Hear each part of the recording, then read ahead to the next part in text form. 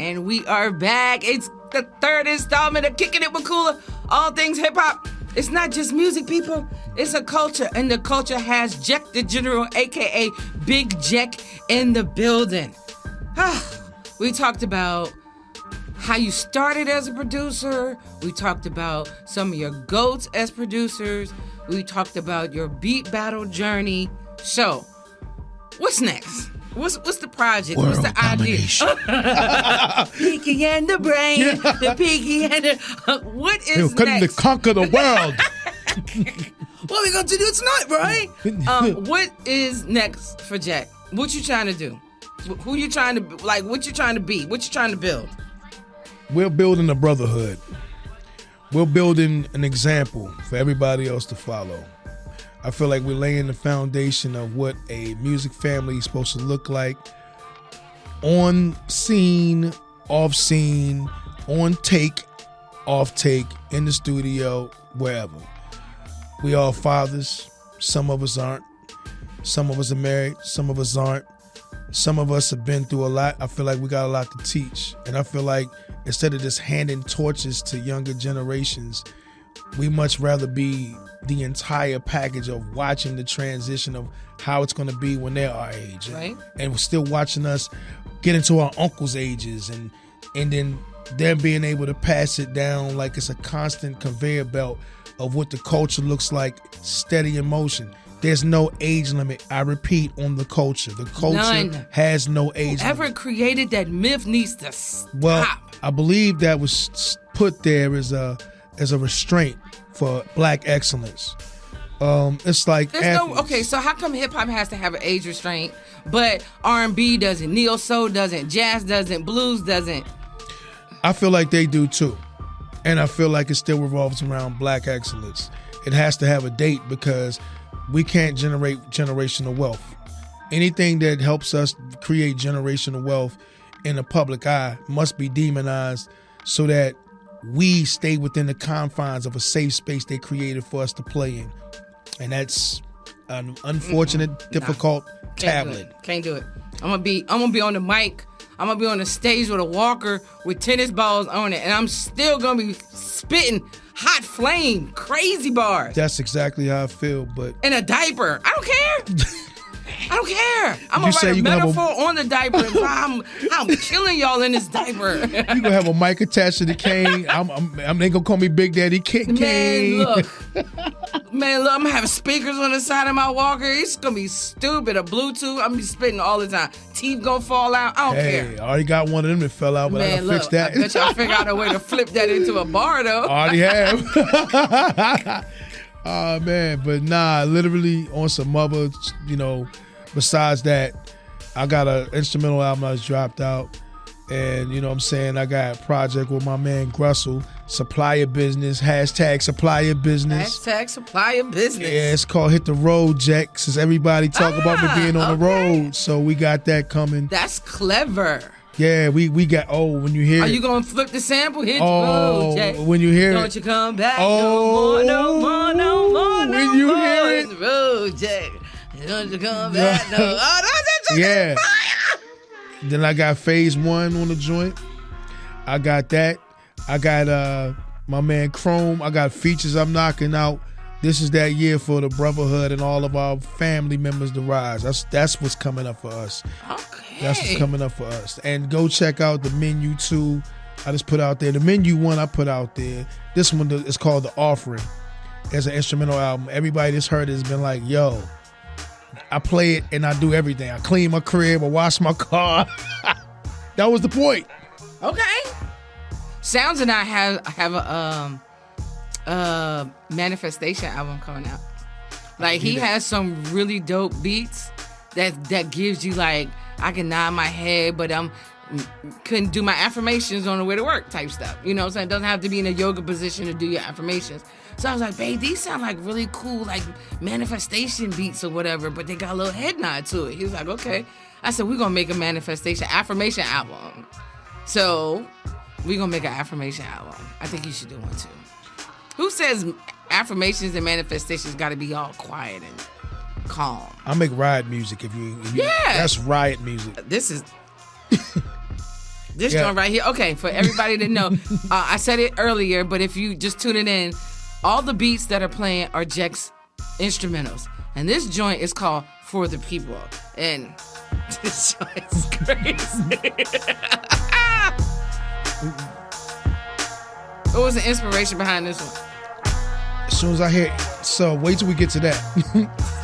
Whenever I hear any sound, I automatically hear the whole composition and I just put it together. Where's the one with the what's that crazy sample? Did you send that one? I forgot what I sent you. I sent you a lot of different everything. We got the Diabolical D.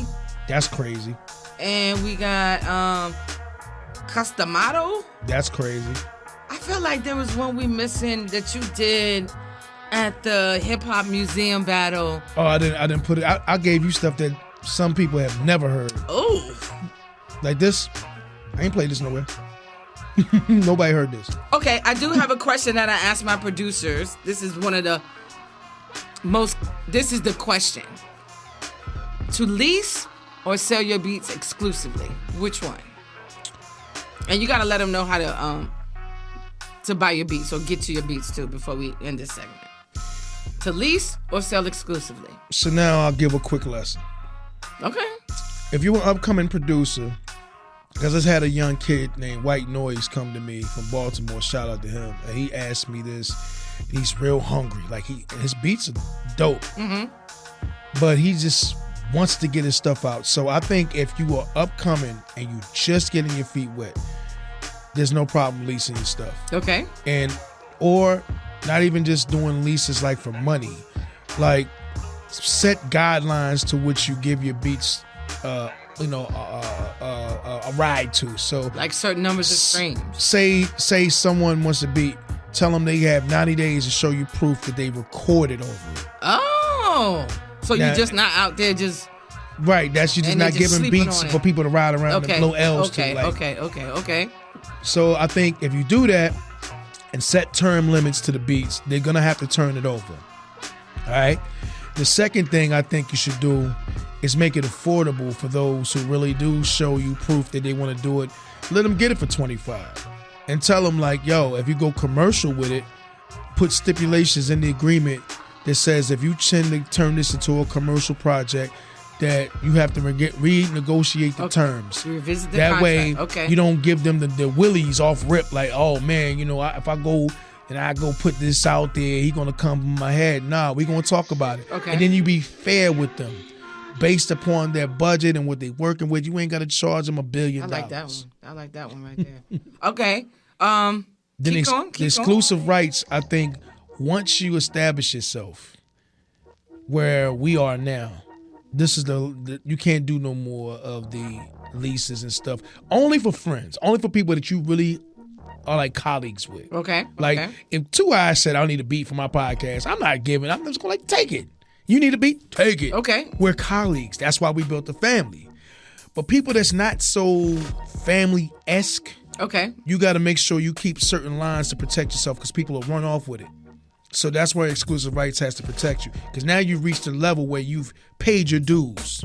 So now they have to pay your dues. Okay. Now you cost money. You've established your brand. So as anybody knows, your brand costs money. Yes. So you have to, if you don't establish that and stand on that, you're going to lose everything because people are going to take your craft as if it's clearance. So you got to, once you reach that certain level, that's the cutoff. Yeah. You can no longer step backwards and just give the freebies out to everybody because nobody will take your craft serious. Okay. So another question. The split between the artist and the producer. Do you agree that artists should go 50-50 with a producer if I exclusively buy the beat? Yes. If you exclusively buy that beat, the 50-50 definitely has to go there. And it's dependent upon how much the artist has put into it and how much the producers put into it. If it's a lazy track, like you said earlier, like where it's really not a lot of effort, the producer can't get mad at a 60-40 or 70-30 because there wasn't too much put into it. But if you're paying session musicians to come in and play violin, a bass player to come in and play bass, now you're coming out of your pocket to pay other people to come in and put in on that track. So it's unfair now that the producer's carrying the cost for this composition. Okay. And the artist just came in and rapped and wrote. Just spit. So Right. Crafty and I had a bit of a debate about that because Crafty's like the producer deserves that 50% on the back. And I was like, okay, I bought an exclusive beat from you, right? And I dropped that money. And there was no sample to clear. Everything was cut and dry, whatever. I said, why do I have to give up the other 50 to you when are you going to help me market the song? Are you going to help me with the video? Like, just like you said, if you just made it at home and it's a dope beat, cool. I paid exclusive rights for it. But I'm marketing it. I'm doing the video. I'm doing all these things. Now, are you as a producer going to be a part of that? So, like, for instance, Sounds and I, he made the beat, he composed it, I spit the bars, and I arranged it. We are 50-50 on that. So he deserves 50-50 because we went into it together. I know he's coming out of his pocket with the video. I know he's coming out of his pocket with promo and marketing of that song. We're doing it together. So to me, that makes sense. But if you're a stranger and I bought a beat from you, that's when I have an unclear understanding of why you should get 50% because I'm a client. You don't you don't care about what I'm doing with the song. You just made your $400 or $500 off a beat and it's like next. So I need more explanation on as to why the artist should do a 50-50 split like that. But when you said composing and arrangements with music and stuff like that, then that I understand. Yeah, so that's the thing. And it was really funny that, because I kind of explained it. Remember I said once you start taking it to a commercial level to where then you renegotiate, that's your renegotiation. Okay. That's when both of you come to the table like, listen, we could do X, Y, and Z together. I, as a producer, I can help promote it. Like, I want my name out. So now this is where we starting to get into where the split makes sense. Okay. Because now we're both invested in the composition. And I personally believe you want to work with artists where that is the thing, because you're seeing your real estate grow. You're seeing your equity grow by working with a particular artist that really believes in his talent enough to put his all in it. By you investing into it, it's like buying a stock. Right. A stock that's on the rise. And it's a double dip. But see, the thing is, in the negotiation process, you will discover whether that's a thing. Some people are riding a dream that their eyes are closed for instead of eyes open for. And I believe that's a huge difference. If your eyes is open for your dream, you got clarity. Right. Your eyes is closed, but you in the dream world. That's not how it works. That's crazy. Well, I just need to tell you how much I appreciated you coming and rocking with us today. And you dropping jewels. I'm talking big blood diamonds you dropped today. And I really, really appreciate it. Bomba Bomba. Ladies and gentlemen, it is Kicking It with Kula, all things hip-hop. It's not just music, people, it's a culture. And we're going to shout out Jeck the General, Big Jeck, for coming in and rocking with us. Make sure you tune in every Saturday on K101.2 Pop at 2 o'clock for Kicking It with Kula, all things hip-hop. Powered by the Culture Mix Radio. We out! Peace. I told you I sent you some joints. Yeah, you did.